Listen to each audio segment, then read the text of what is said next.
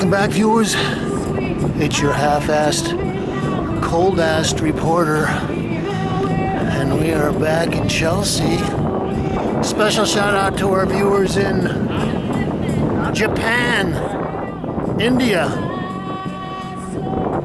and Ogden, Utah. We're gonna run in here to the Miles McEnery Gallery, and we're gonna try to get some views of a James Sienna exhibition. Does the show have a title? Just recent paintings. Thank you.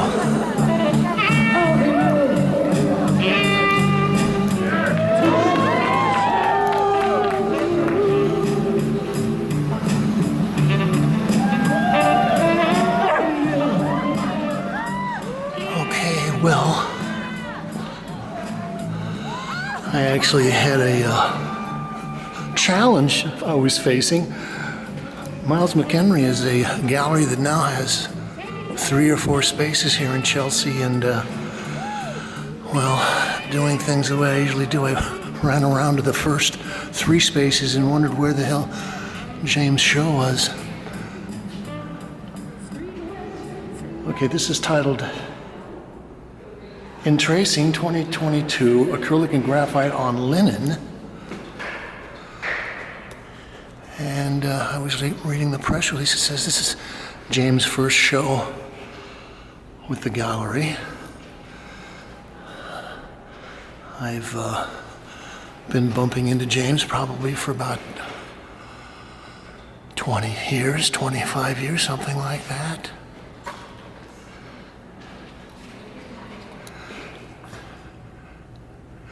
And I think, he was, first work that I saw of his was at Progi in Williamsburg. And I think that, although James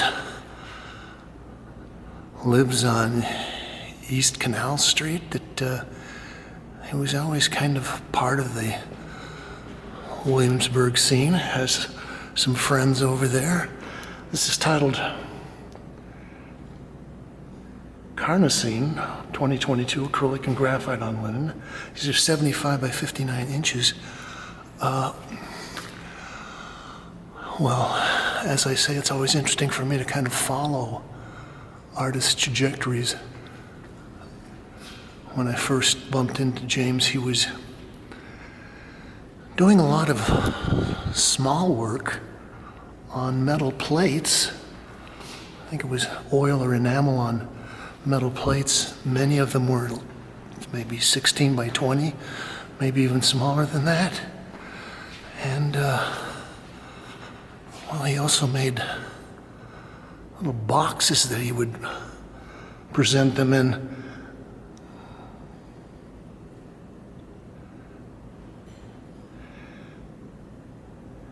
Geosemia 2022, colored pencil on prepared linen. Well, actually, I was interested to see the show. I think James' last show that I caught was maybe 4 or 5 years ago at Pace. And, well, I was kind of surprised with that. I think he had a sculpture show there maybe 4 or 5 years ago as well, with a lot of little wood sculptures that were actually like little branches that were lashed together into kind of like architectural structures, but they all kind of referenced minimalist forms. So we'd have like a Don Judd box, except it would be little twigs that were lashed together with a lot of twine and stuff. Okay. This is maybe the largest James Sienna painting I've ever seen.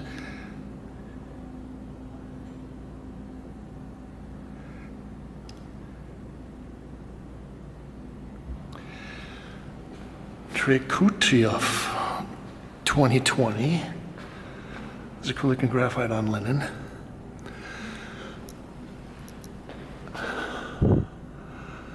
I know that for a long time, James was very committed, very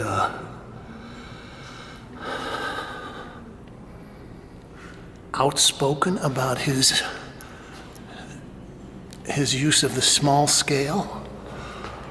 And well, he was kind of known as I wouldn't say a miniature, but someone that was working on a very intimate scale and had been curated into some shows that were kind of concentrating on that stuff. The other thing is that James always kind of played with the notion of strange patterns, ways of painting that you would keep the brush or the line that you were working on going continuously throughout the entire painting. Other various kinds of things. And it's interesting to see the way that, he's progressed, because these are more, overall, they're kind of more engaged with the, I guess what is called the New York school, which is big painting, overall designs.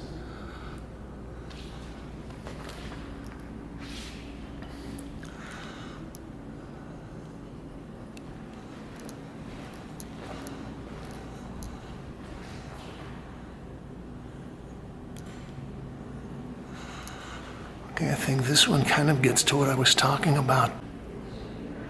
This is titled Levelacadillo.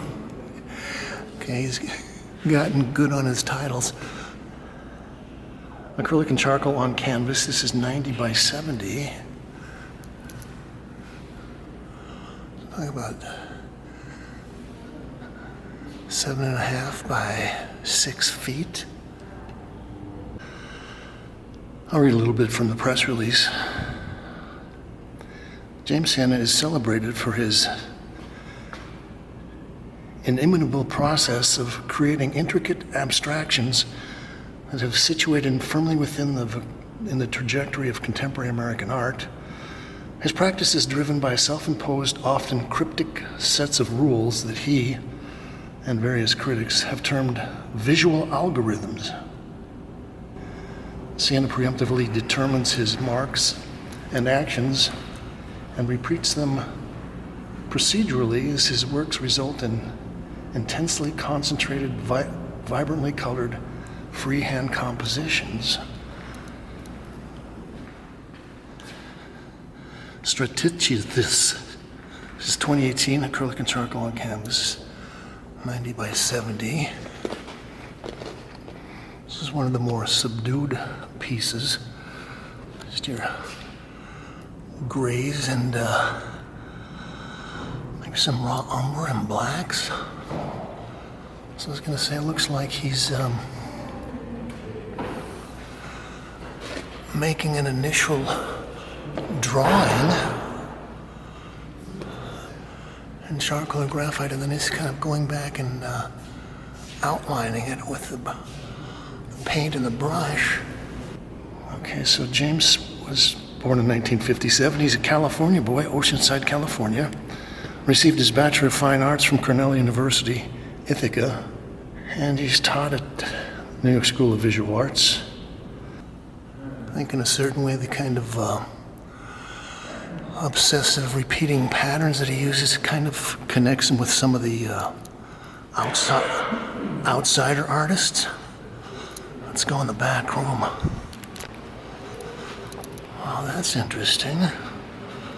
Get some ideas for my storage space.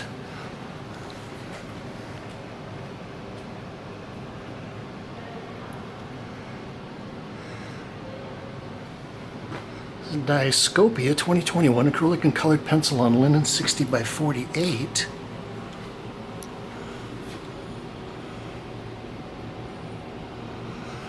I also like the way that James is using the unprimed linen the raw linen. I like the color. And we'll wrap up looking at a drawing.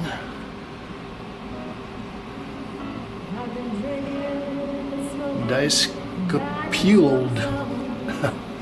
This is 11 by 8.5 inches. Ink and graphite on paper.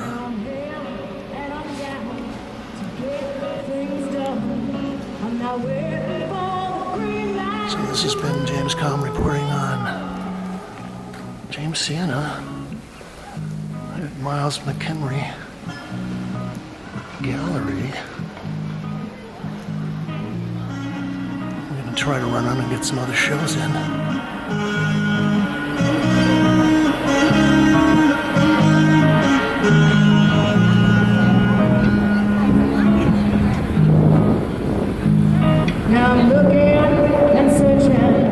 Okay, viewers, well, we've come up a couple of blocks north, and we're gonna run in here to Cheim and Reed, and take a walk through of a show titled Regarding Kimber. And we've got some other interesting people in the show. We'll come in and do our initial sweeps.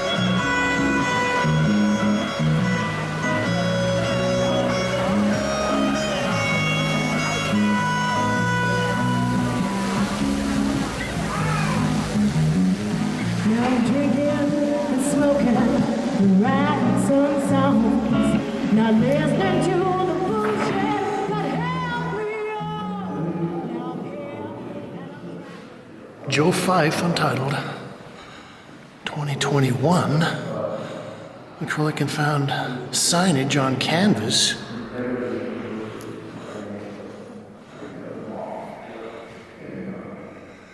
$80 by 68 inches.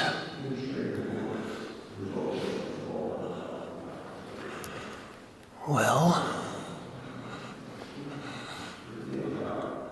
we've been watching Joe Fife for a while. He's I guess what I would call kind of a formalist, but I think he has a lot of affiliations or ideas that are related to the Tachists, the French kind of action painters. And it's just interesting. Normally he uses a lot of found fabrics and pattern fabrics and things like that. Okay, so this is Kimber Smith, 1958, oil on canvas. Well, I was interested in seeing the show. I've read a few articles that discussed Kimber, and I've seen a piece or two here and there, but I haven't had a chance to see the work in depth.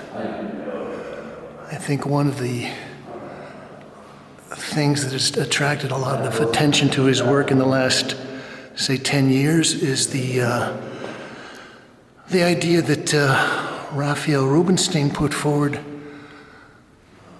kind of the concept of what he was calling provisional painting. And I think that Sharon Butler kind of riffed on that a little bit and called it the new casualism.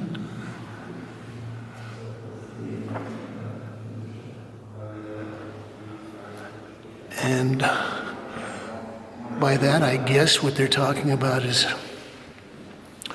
work that is very cursory, very spontaneous, unplanned,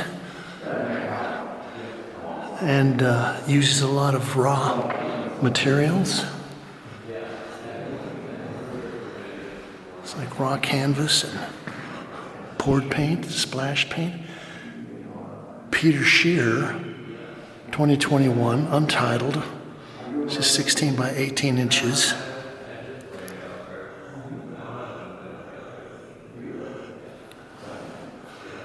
I think part of the idea is, at least of the provisional painters, is that you can't spend a lot of time on these. It's like you come in and you have to hit it right off the bat, or you just toss things out. This is titled Storage 2022. This is also Peter Shear, oil on canvas, 8 by 10 inches.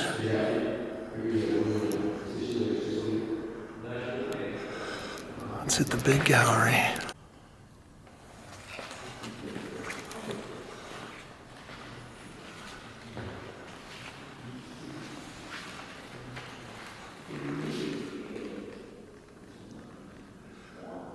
Joanne Greenbaum, untitled 2022, oil acrylic and marker on canvas.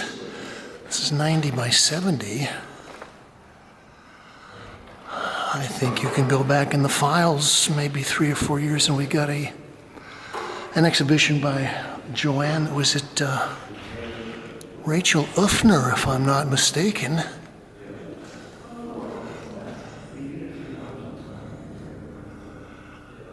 And I think that, okay, Joan's a contemporary practitioner of provisionalism, or the new casual. As I was saying, though, it's like you got to hit it in one time. It's not like there's a lot of underpainting and building up your layers of images on top of each other, or correcting. There's no correction.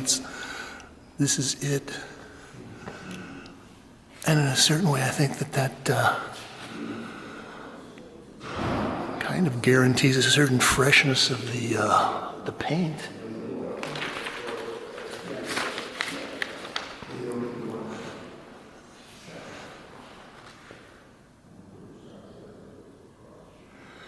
It's Marina Adams, Wind, 2021, acrylic on linen, 88 by 78 inches.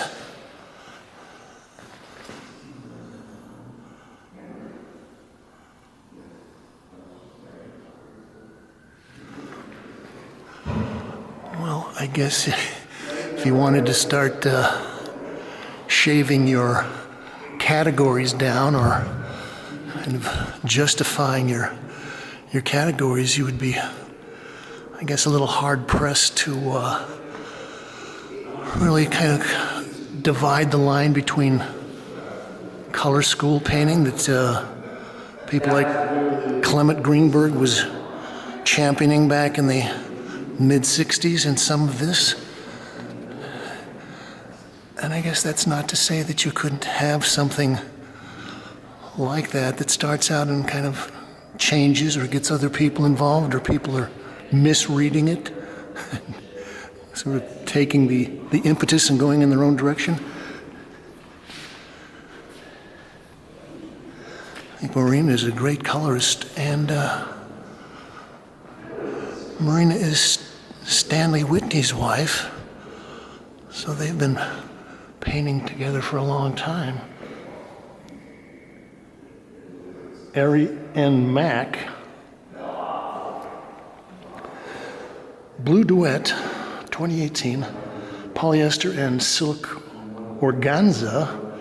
It's 98 1/8 by 107 by 111 1/8.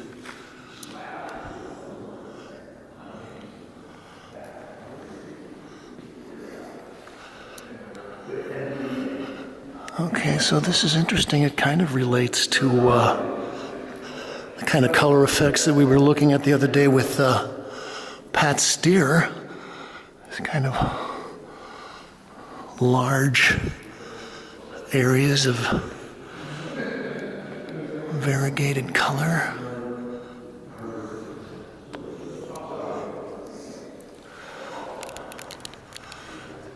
Oh, I thought this was a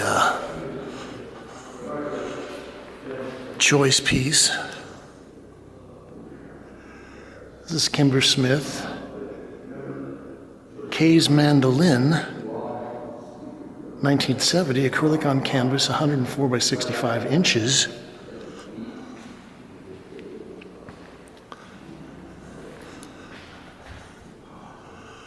Well, first of all, I just like the color thing. Also, I like the urgency of the brushwork.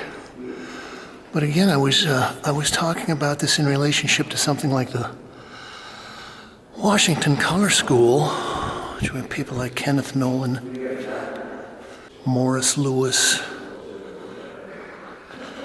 Alma Thompson. I'll read a bit from the press release. Cheim and Reading is pleased to present Regarding Kimber, a group exhibition curated by Jay Gorney, Kimber Smith, 1922 to 1981. Okay, so they're going to explore the impact of his practice on contemporary art. Gorney notes that Smith's loose and richly colored paintings, with their expanses of prime canvas and occasional spray paint passages, not only stood in marked contrast with the weightlessness of abstract expressionism, but also anticipated aspects of both color field painting and provisional painting of the early 2000s. The qualities that characterize his work, intense color and boldly articulated shapes, coupled with ethereal textures and improvisational structures, are shared by the 7 contemporary artists selected for this show. Blah, blah, blah, blah.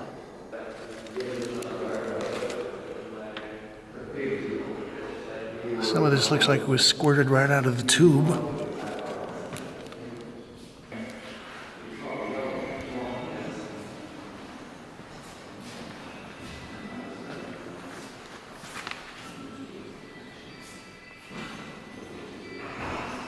Monique Mouton, Untitled, 2016. Oil on wood panel, 16 by 12.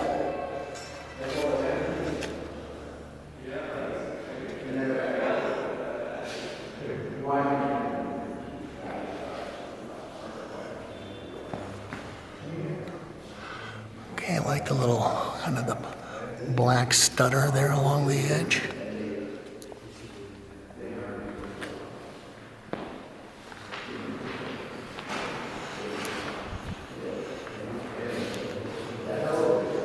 This is Monique Mouton, titled Walk, 2019, watercolor and soft pastel on paper, 75 by 62.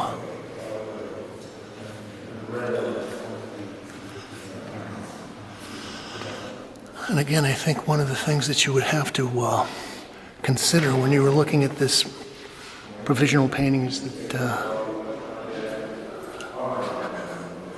these pieces probably need a lot of space, a lot of openness around them.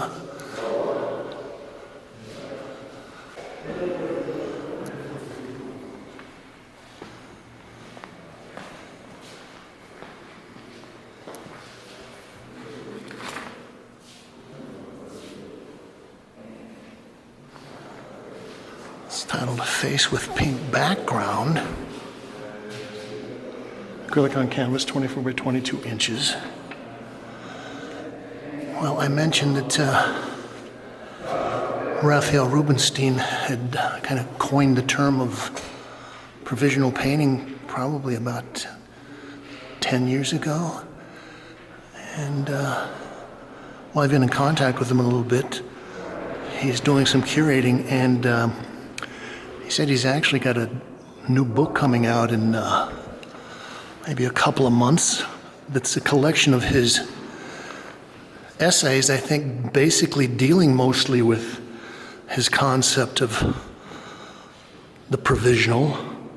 This is titled June 13th, Gabriella, 1979. Acrylic on canvas, 75.5 by 46.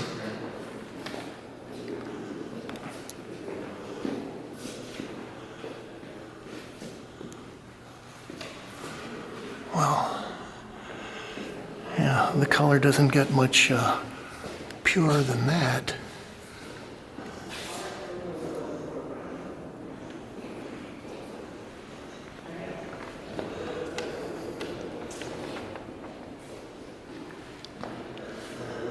I've always wondered about how I would store a bunch of paintings like this that are on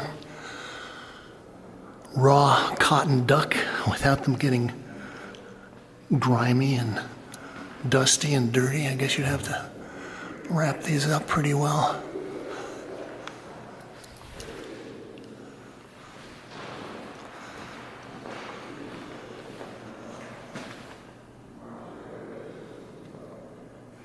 This is Peter Shear, Leo, 2022, oil on canvas, 24 by 30.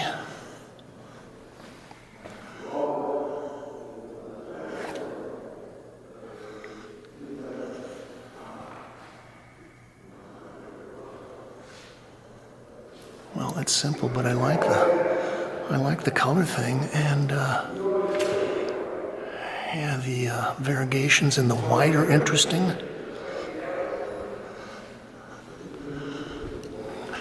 Okay, we're going to wrap up this show looking at this piece, which I think is maybe one of my favorite pieces in the show.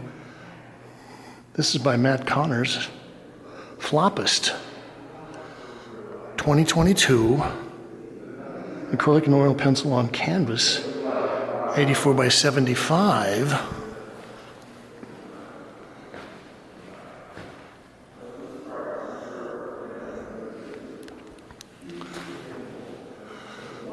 Well, we've seen Matt's work. I believe we've got at least one of his shows down at Canada. And he was in a big show at the Museum of Modern Art called, Perpetual Painting or Painting Now, something like that. It was maybe the first painting show at the Museum of Modern Art in about 20 years, curated by Laura Hoffman. Well, we could talk about the provisional. I like the kind of the black Franz Klein stripy things around the edges, and then you've got this central section that kind of echoes Matisse, but even that you've got some big slashing lines that come in and kind of violate that.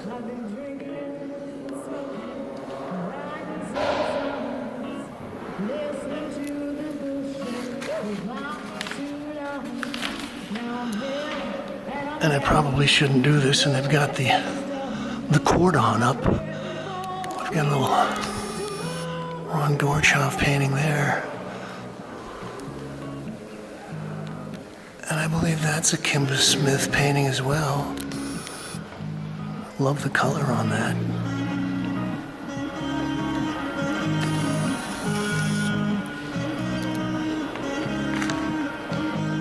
James Kalm reporting on regarding Kimber here at Cheim and Reed.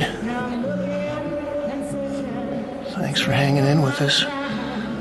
We'll see if we can run on and get a little bit more tonight. Now I'm clear and I found the way to go.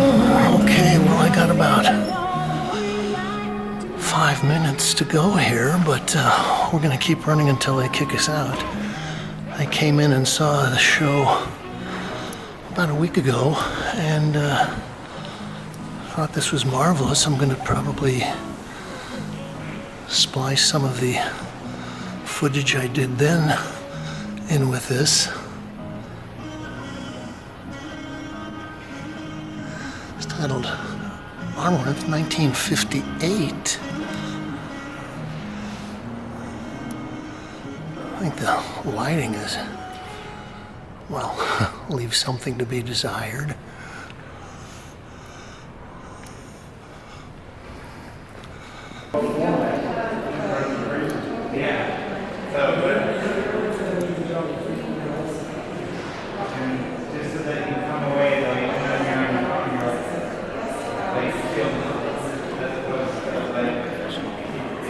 No what? No professional cameras. No professional? Yeah. I'm not a professional. No, I'm an. it's only cell phone. Oh, it's only cell phones. Oh. Well, when I came in, they tried to shut me down and said that I couldn't use a professional camera. Then I explained to them that I was not a professional and that this is just a pocket camera. It's titled La Bijou 1957. Okay, so the title of this show is Spirit and Substance. Pousette-Dart from the 1950s. And I think for my money, Pousette-Dart was always one of the most interesting of the abstract expressionists. If you are familiar with the famous photograph, The Irascibles, I guess it's about 12 or 13 of the painters, Pollock, Rothko, de Kooning, Hedda Stern, Jimmy Ernst, a whole bunch of them. I think that Richard Pousette-Dart is like the youngest guy in the show. And, well, I always thought he was one of the more interesting and ambitious painters. This is titled Pillars of Odysseus, 1949. And I love his paint surfaces.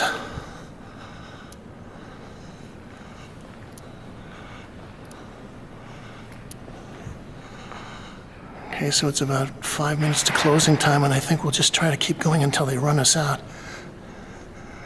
Window number 4, 1948 to 1950. Well, I used to hang out with some painting friends, and we would talk about the heritage of the New York school and the abstract expressionists, the action painters, and some of those people. And I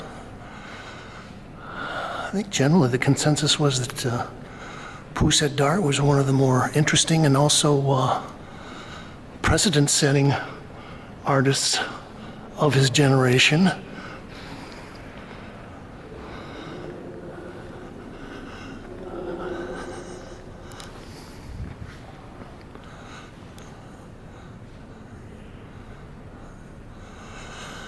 I think that also he might be considered one of the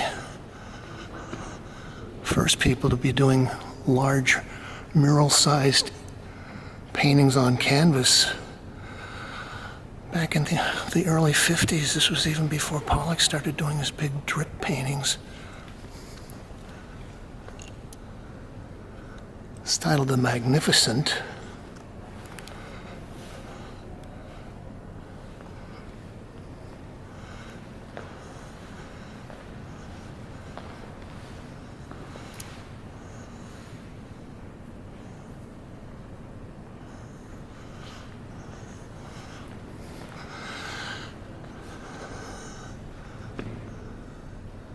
It's titled Illumination Vertical. One thing I like about Pousette-Dart's work is the chunkiness, and you can actually kind of look at these and see where he was building things up. He actually squirted things right out of the tube.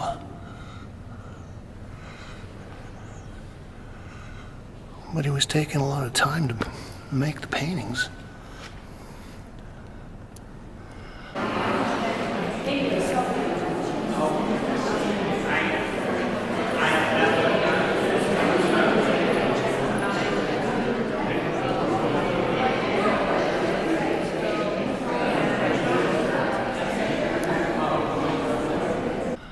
Okay, in the press release, they talk about this as actually kind of two shows in one. The heavily encrusted paintings are calling the Byzantine, and then these works from slightly later in the decade, they were calling Gothic. And, well, in many ways, they're more like drawing, called White Meridian 1952. I always like it if people kind of break out of their niches. You know, the art market has a tendency to kind of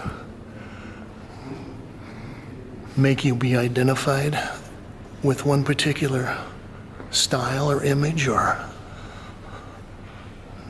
the brand.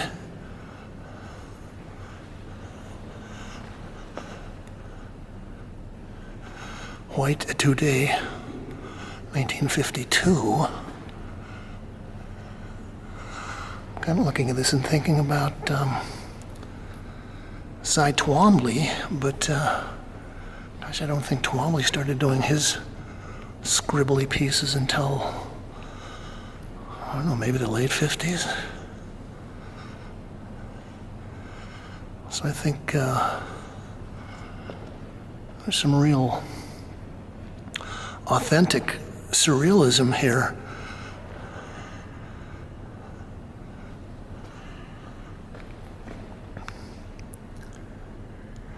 I like this head of a poet.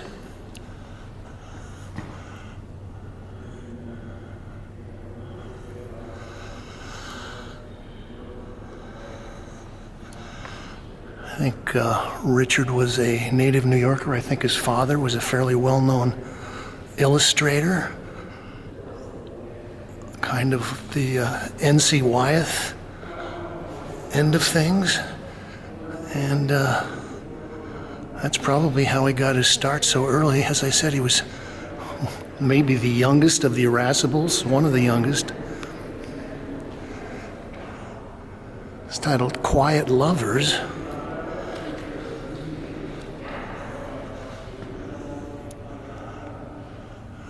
Okay, I would estimate that this piece is probably about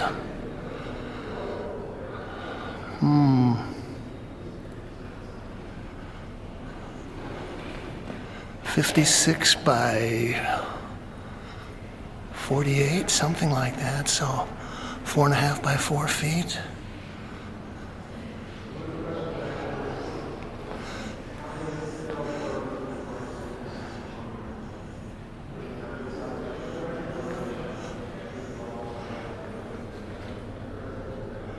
White Garden Series number 6.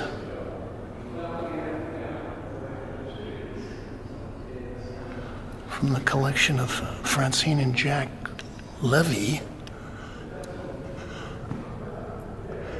Okay, so this is interesting. He's got a little bit of alizarin crimson kind of stained in there under his pencil lines.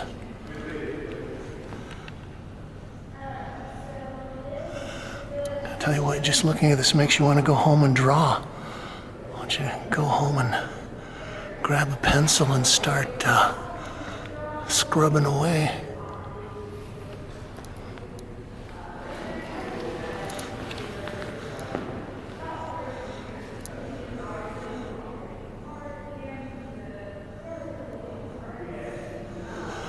Oh, this is a beautiful piece.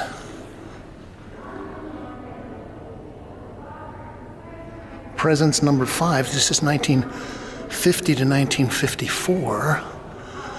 So he kept this around. Well, I'm seeing a lot of influences that have been carried on from this kind of work.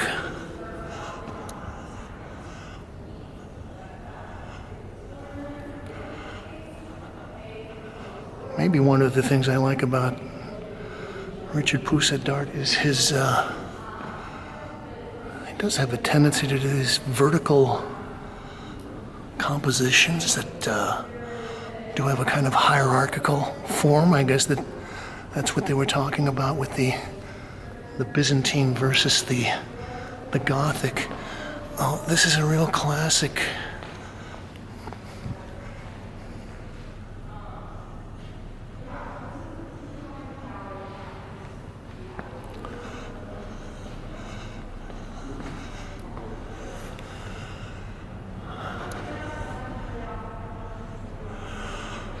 Yeah.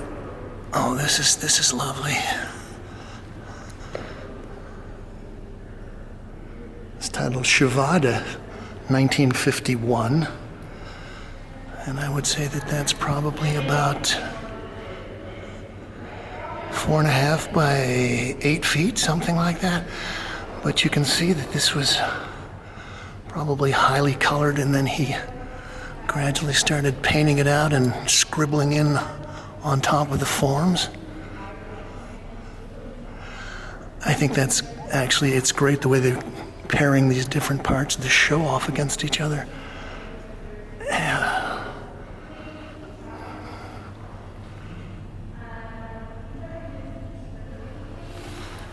Lovely. Well, I posted my video that I took here last week, and someone suggested that I pay a little more time looking at the sculpture.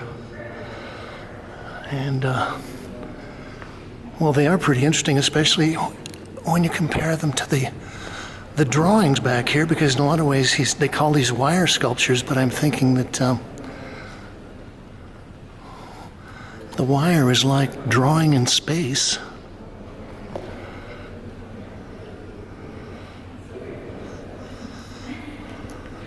So in that way, he's a very open sculptor. Well, I was just informed by one of the gallerists that I can't take pictures unless I was doing it with a phone, and that I should not be publishing them online unless it was with a phone. Here's more of the sculpture. Well, I should probably get out of here. You can like this, share, link it up all your social media sites, and you can subscribe, and you can leave your thoughts, ideas, comments, criticisms, and reviews below, as long as you say, thank you, Kate. But help me up. Now I'm here and I'm proud from where I've come. Never wait before the green light to ride my song. Whoa! Thank you, Sound and Fury. Guinea pigs up the Sound and Fury. testing that out.